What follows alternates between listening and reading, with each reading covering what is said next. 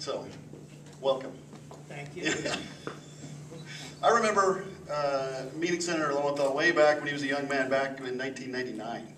He just started at the Assembly, and that was with my Kappa Association hat on.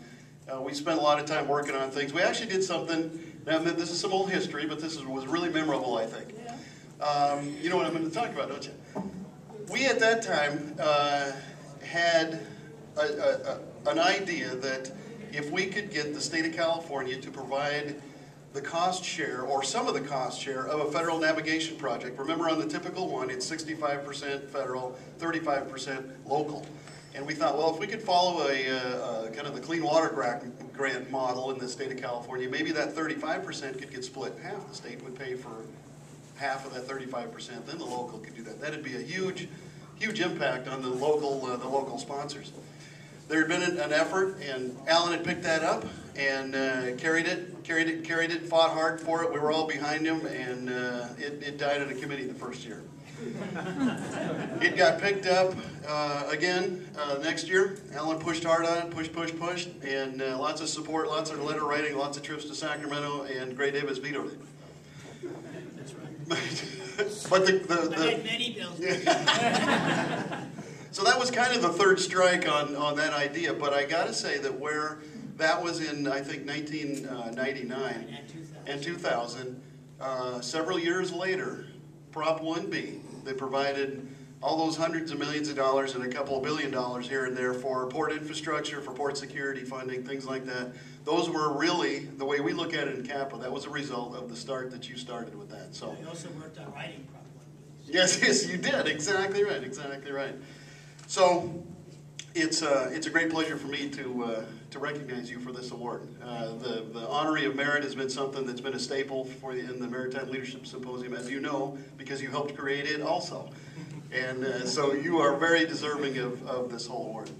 What I'd like to do now is turn it over to one of his friends and colleagues, Senator Joe Simitian. Thank you very much.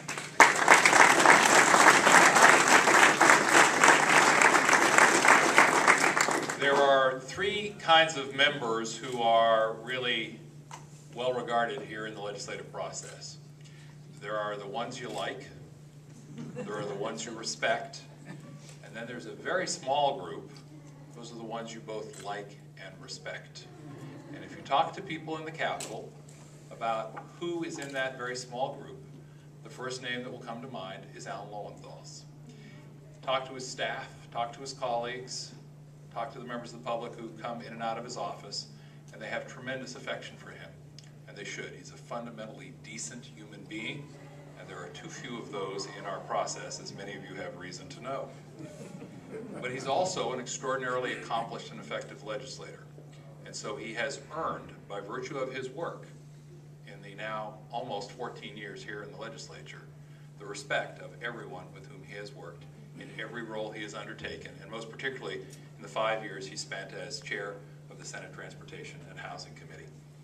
Alan arrived here in 1998, and I arrived on the scene 2 years later, and already after just a 2-year term in State Assembly, he was a recognized and acknowledged leader in the port and maritime world.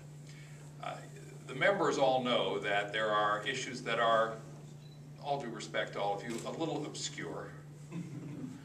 And on those issues, the members wander over to the desk of a colleague whose judgment and expertise they respect.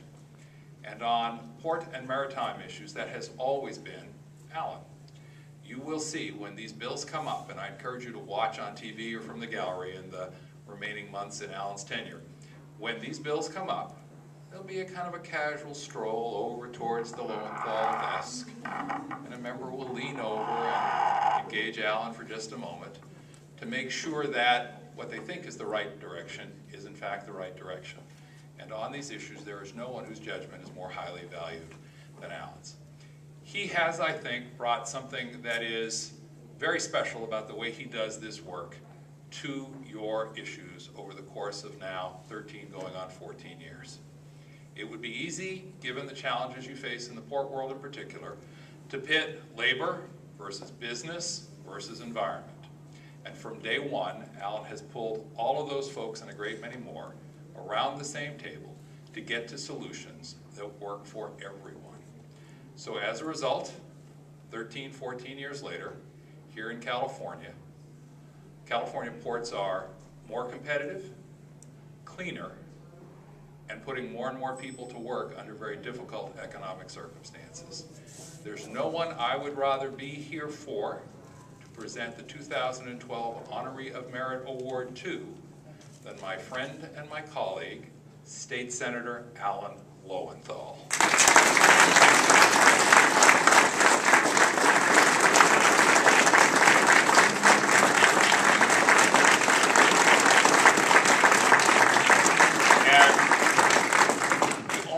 License I'll take, keeping in mind that this is, of course, both an apolitical and nonpartisan body. Having appreciated the contribution that Alan has made on these issues here at the state level, I will limit my only other comment to this. I am looking forward to seeing what extraordinarily good work Alan can do on the national level in the years ahead.